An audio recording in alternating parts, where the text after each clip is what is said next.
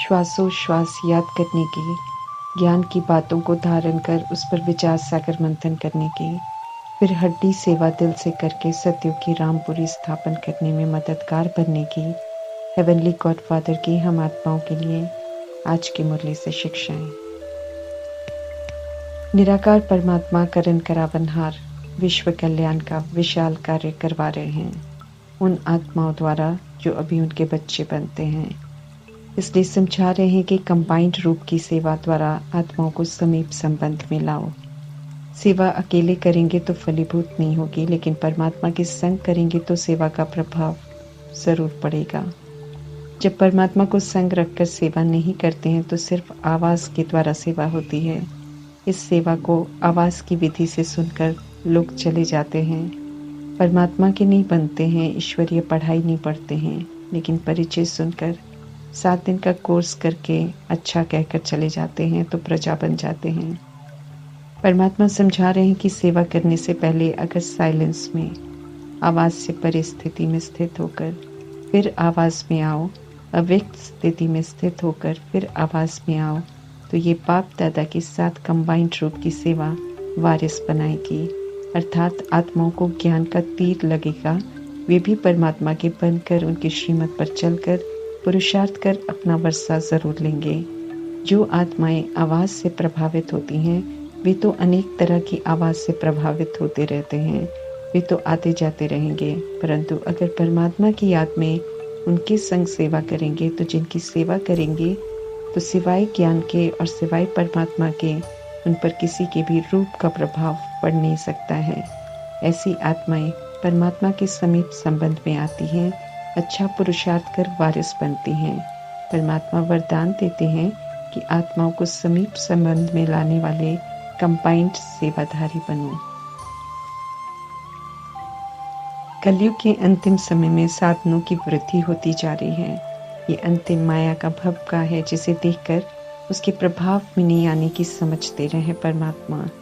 कलयुग के अंत का राज सत्य बताकर खत्म होने वाली दुनिया के प्रति परमात्मा बेहद की वैराग वृत्ति धारण कर साधना करने की समझ देते हैं, परंतु साधनों का मायावी आकर्षण अपनी चरम सीमा पर है और जो ईश्वरीय पढ़ाई पढ़ रहे हैं वे भी साधनों से दूर नहीं हैं। इसलिए परमात्मा सावधान कर रहे हैं कि बेहद की वैराग वृत्ति की जो साधना है उसको मर्ज नहीं होने देना, अर्थात जो सत्य है उससे विस्मृत नहीं होना। साधन तो अल्पकाल के लिए है। जितना कलयुग झूठखंड है उतना इसमें सत्संग का जोर है, लेकिन सत्संग सिर्फ नाम के हैं, क्योंकि किसी को भी सत्य परमात्मा का परिचय नहीं है और ना ही कोई सत्य सुना सकता है। मनुष्य आत्माओं द्वारा लिखे हुए शास्त्रों को भिन्न भिन्न रूपों से सुनाते हैं। सच्चा सत्संग तो संगम युग में होता है, जब स्वयं परमात्मा आकर हमें अपना परमात्मा का और ड्रामा का सत्य बताते हैं। सचखंड में जाने का रास्ता सत्य परमात्मा बताते हैं। सच्ची सत्य नारायण की कथा सुनाते हैं, जिसके प्रमाण चलकर सच में नारायण बनते हैं। तीसरी की कथा सुनाते हैं जिसे सुनते ही तीसरा नेत्र खुल जाता है। अमर कथा सुनाते हैं जिसे सुनकर आत्माएं काल पर जीत प्राप्त कर अमर लोक में जाने लायक बन जाती हैं।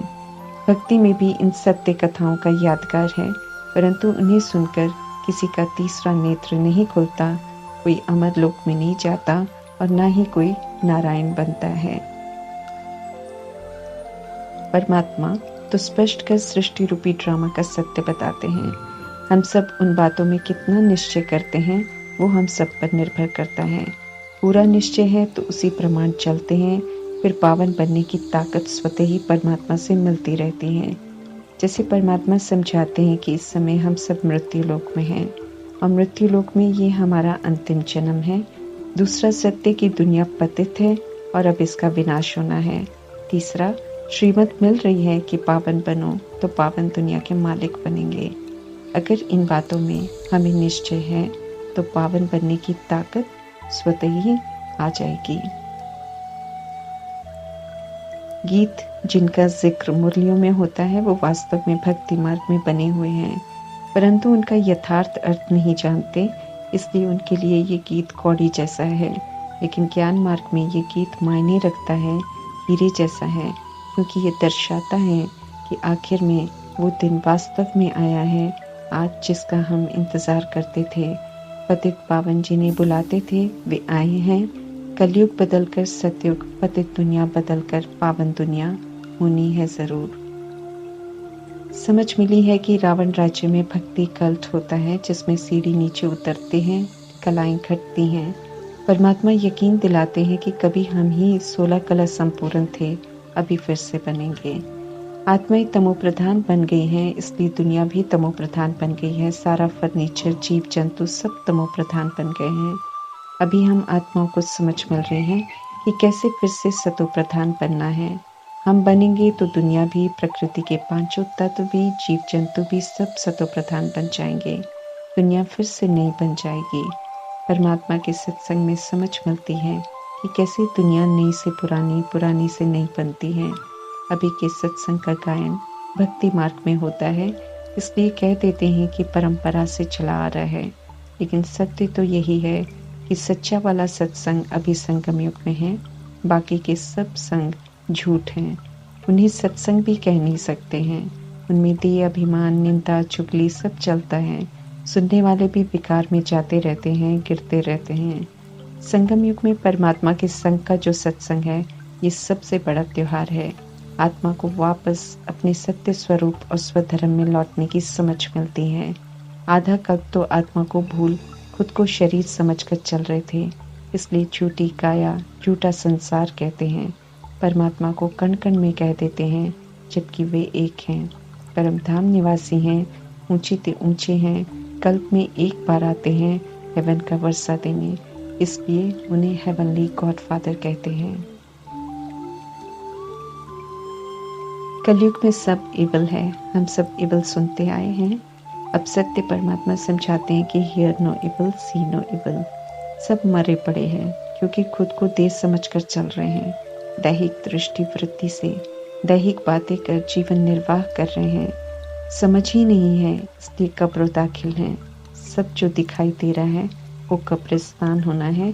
इसलिए परमात्मा कहते हैं कि दुनिया दिखाई तो देगी, लेकिन इसे देखते हुए भी नहीं देखो, अर्थात इसके प्रभाव में नहीं आओ, क्योंकि ये समय है नई दुनिया में जाने लायक बनने का।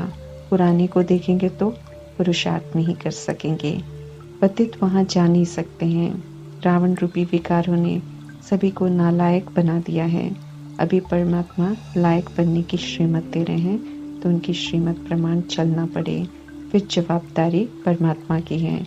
जब तक हम श्रीमत के विपरीत चल रहे हैं, तब तक हम खुद के लिए खुद ही जिम्मेवार हैं।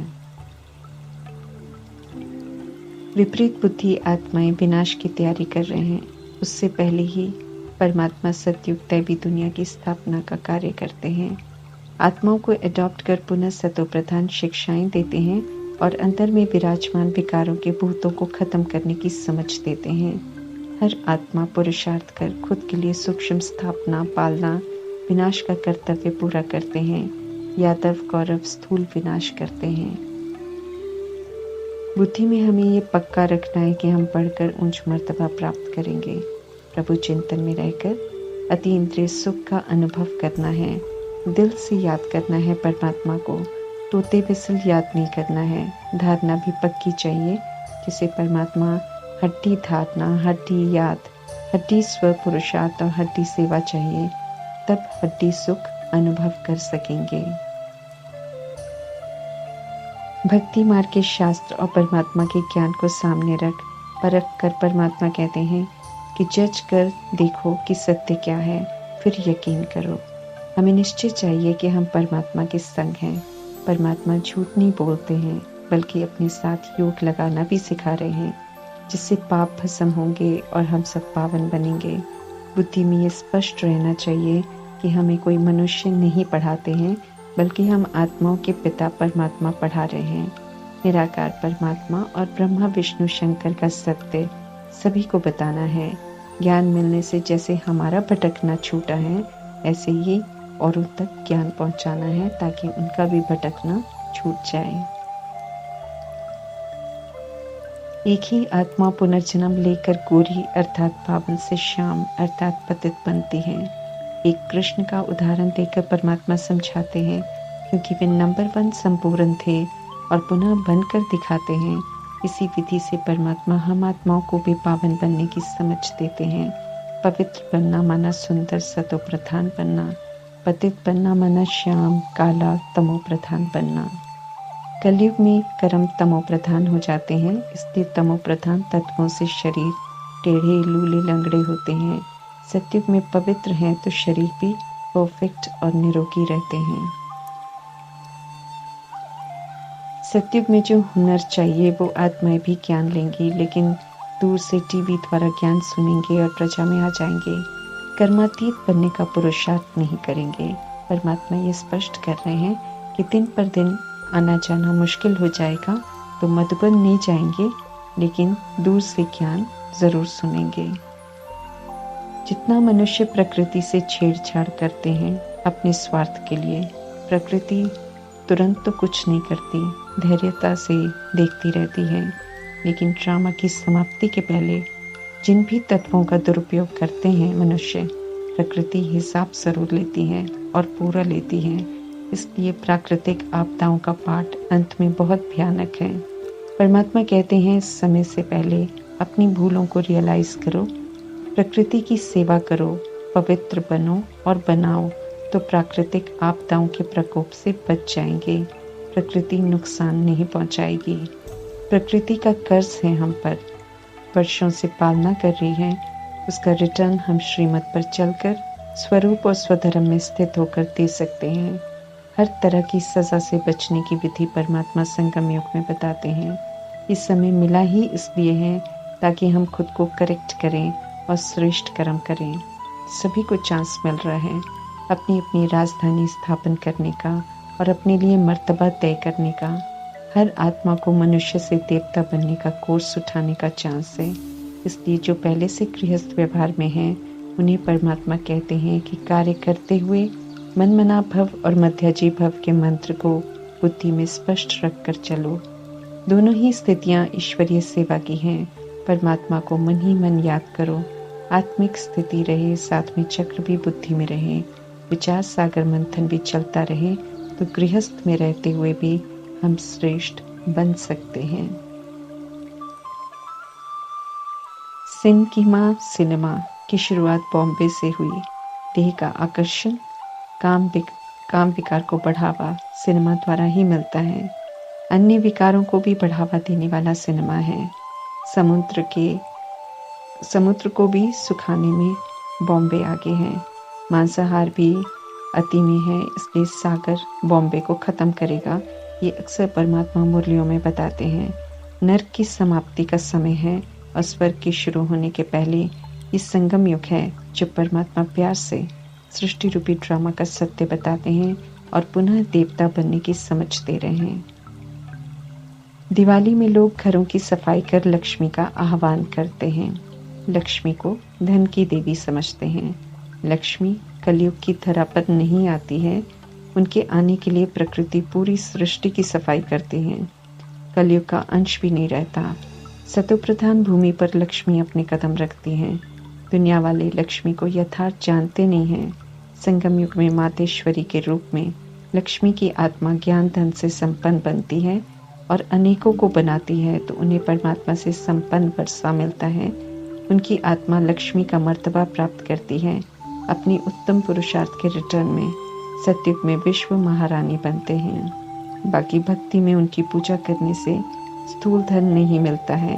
अगर ऐसा होता तो सभी धनवान हो जाते। कर्मों के आधार से मिलता है सब कुछ इस धरा पर। सतोप्रधान लक्ष्मी कलयुग की स्थूल धन नहीं देती है। पत्थर की मूर्ति लक्ष्मी नहीं है। चैतन्य लक्ष्मी सतयुग में होती है। ये परमात्मा स्पष्ट करते हैं।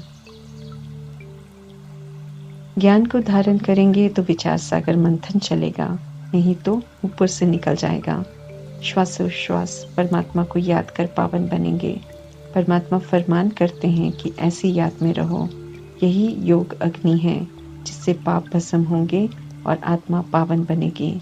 हम अपने लिए सूर्यवंशी चंद्रवंशी राजधानी स्थापन कर रहे हैं। अगर हम ये न भूलें और पुरुषार्थ में तत्पर रहें तो परमात्मा यकीन दिलाते हैं कि हम सदैव खुशी में रहेंगे। ओम शांति।